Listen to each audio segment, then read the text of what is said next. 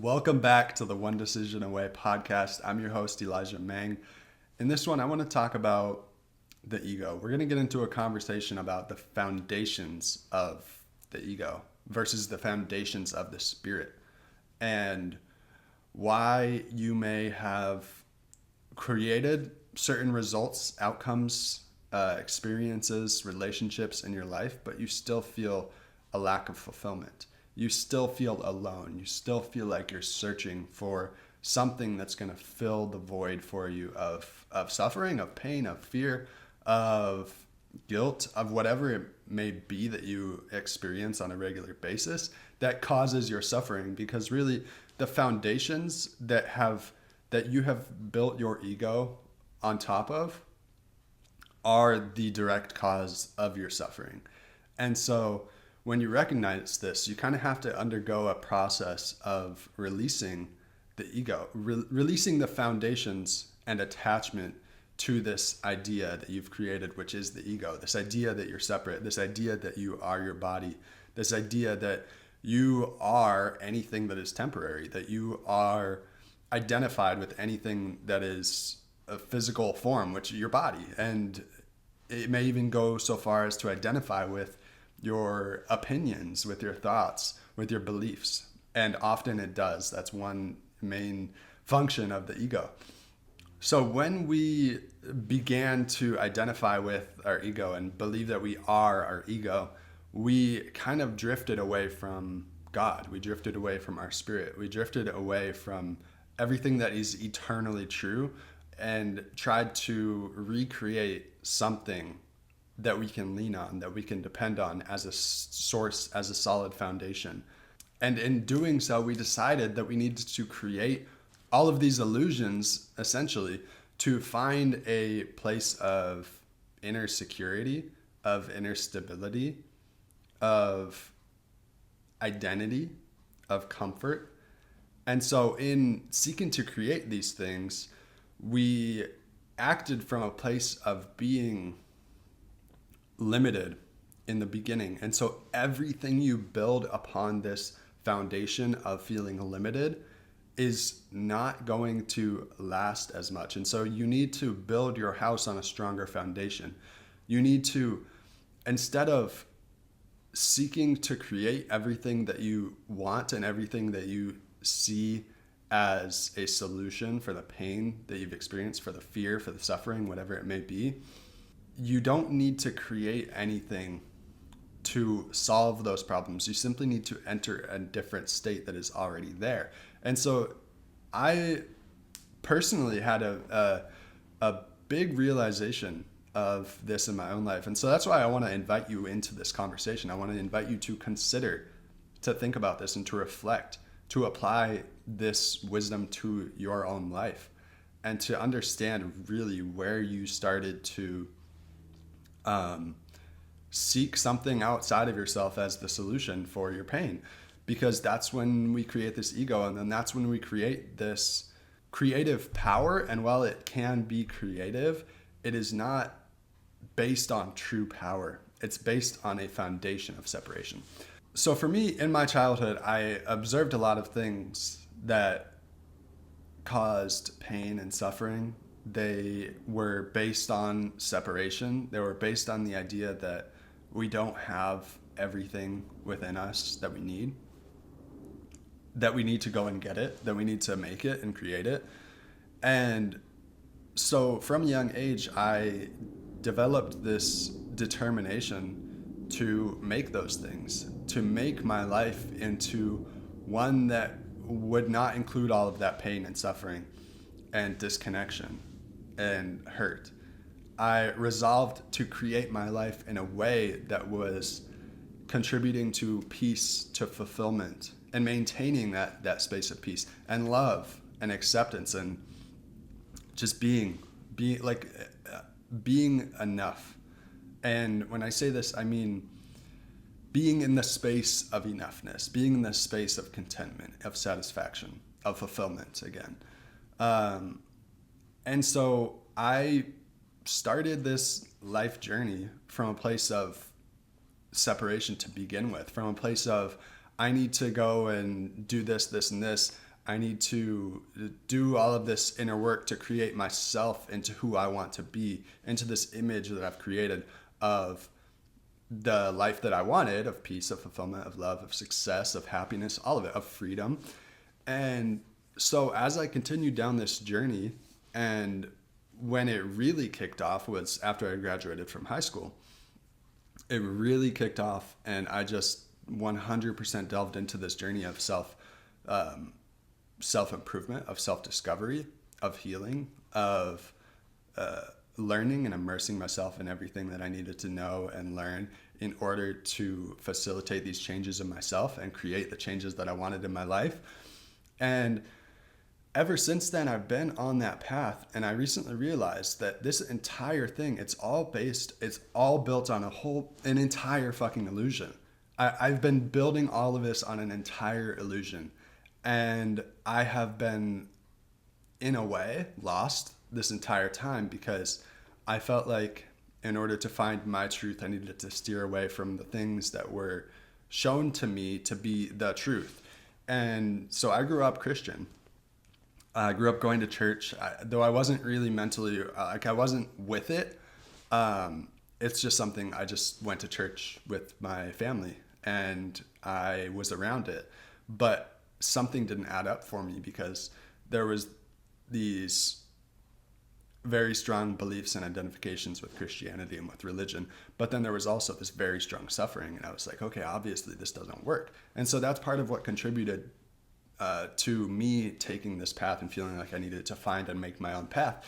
But in doing this, although it was all built on an illusion and lies, I'm extremely grateful for it because it's led me back around to the truth that I'm not in it alone, to the truth that I don't need to do all of this alone, that there doesn't need to be all of the struggle and strife and suffering and pain and fear, because fear as well is built on an illusion. It's a lie. It's not real.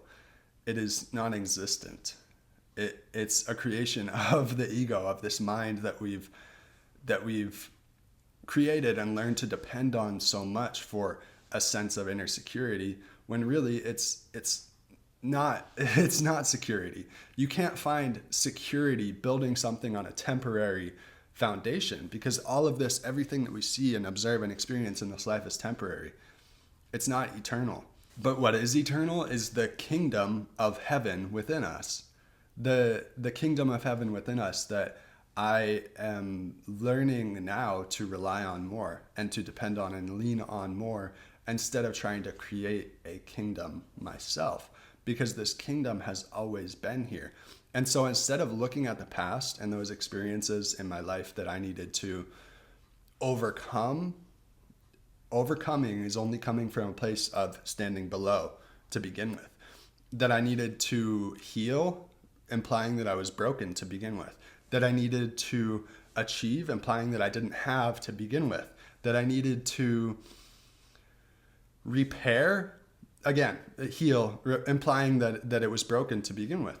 None of these things are true. They were illusions that I perceived and began to believe. And through believing these illusions that have a foundation in nothing but separation, in nothing that is actually eternal, that is real, that is of God. It's of the ego. It's not of God. And so I built a whole foundation of searching and seeking to create my life on a foundation of ego, not of spirit, not of God. And the solution to this, the other way of looking at it that has really opened my eyes in coming to this realization the past couple of days, that I've just been very focused on this and contemplating it, considering it, thinking about it, and connecting with how it feels within me. And that is just recognizing the kingdom that is already there, and recognizing the states that I want to enter are already there, and they have been there for eternity because they are God's creation, and so am I. And I am not my body, as the ego may want to believe. I am not my body. This is temporary. It's not what I am. It's a temple. And the thing about temples is that temples are built around something sacred. this temple of that is my body is built around my spirit, the spirit that resides in it, the spirit that is eternal, the spirit that is sacred, the consciousness that is Christ consciousness, the observer consciousness. I am just the consciousness that is of God, not the consciousness of mind that wants to identify with my body and my thoughts and my opinions and all of these things that are temporary, that are not strong. They're not a strong, solid foundation. And so the key is, and now obviously I needed to go through all of these experiences to begin with, but in experiencing the pain and suffering and experiencing the emotional discord as a result of that pain and suffering that was created in my childhood through certain experiences, if I had known better, if I had understood how my internal emotional guidance system operates and works, I would have recognized that I don't need to create this whole kingdom from the foundation of my ego, but I need to enter the kingdom that is already there, because in experiencing all of this suffering, I'm only experiencing my disconnection with this kingdom that is already there. And the symbol of the cross, life is a process of rising in consciousness through time and space. And so I would have recognized, if I had known better, that I didn't need to create anything. I just needed to enter into the state of being that I was seeking from this place of disconnection. Because our emotions are just a guidance system. Our body is not us. Our body's primary function is as a feedback mechanism for where our state of consciousness is at, where our state of being, the ways that we're thinking, the ways that we're feeling, what we're believing to be true. Because when you're believing and thinking in a way that is based on fear, that is not an eternal truth, that is a creation of the ego, of the mind, you feel the emotional discord in thinking and believing those things. You feel the pain because it quite literally is not true. You feel that disconnection because it's not in alignment with what is true about the nature, the spirit, and the essence of your being, of who you really are, which is rooted in truth and eternity. It is God's creation. God created you. God created me. God created this kingdom that we are within ourselves. The kingdom that is within us. The kingdom of this just experience altogether of rising in consciousness through time and space. And so in this experience, it's not one of recreating. The way that I perceive Satan, as it is portrayed symbolically in the Bible, is now, like the way that I understand it now, is this belief and identification with the ego and seeking to create a kingdom instead of entering the kingdom that God has already created for us, that is already there for us, seeking to create it of our own creation. But we are not here to do that. God's creations are eternal. It's already here. It's literally what we entered into when we entered into this life. We entered into this kingdom, and then not seeing the kingdom, we thought we needed to go and create our own. Not recognizing what was happening. Instead of entering into the state of what our desires are, the state aligned with our desires, we sought to create it through the physical world so that we can produce that state, when that's not really how it works. Because as you've probably experienced, when you create the things that you want to create in your life that you think are going to bring you this ideal state of satisfaction, of fulfillment, of love, of joy, of peace, of bliss, whatever it is that you're going for, they don't always come with that feeling. And that's because we need to start with the feeling. Instead of seeking to create in the world so that we can produce a feeling, we need to feel the feeling and then create in the world whatever creations are aligned with that feeling. Because when we are being the consciousness, when we are in the state of being the emotions, the experience that we want to have, our creations align with that state of being that we are in. And so it's more so about who you are being, what state you are being an expression of than it is about what you are doing. Because you can be doing literally anything just for the sake of creating success because there was pain in not having success in the beginning. And so you thought you needed to create all of this in order to escape that pain, in order to find a sense of satisfaction and fulfillment. And so you went on doing that, but you still haven't achieved the state. That's why you're watching this right now. You still haven't achieved the state of fulfillment, of satisfaction, of true love and joy. And it's because you haven't recognized what's going on and returned to the kingdom of heaven that is already within you. It's all here for you. Your prosperity, your fulfillment, satisfaction, joy, your purpose, life's meaning. It's all inherent in who you are. We have just forgotten who we are. We are extensions of God. We are the sons of God. I'm not saying that I individually am God. I'm a piece of God. You are a piece of God. And we together are all one. There's no separation in this. But a belief in separation creates all of these things that are of the ego, not of God. The fear, the identification with what is temporary, all the stress and pressure and loneliness that you're feeling. All of these things, they are not creations of God. And so you need to recognize this. Reflect on these things in your own life. I shared with you my experience.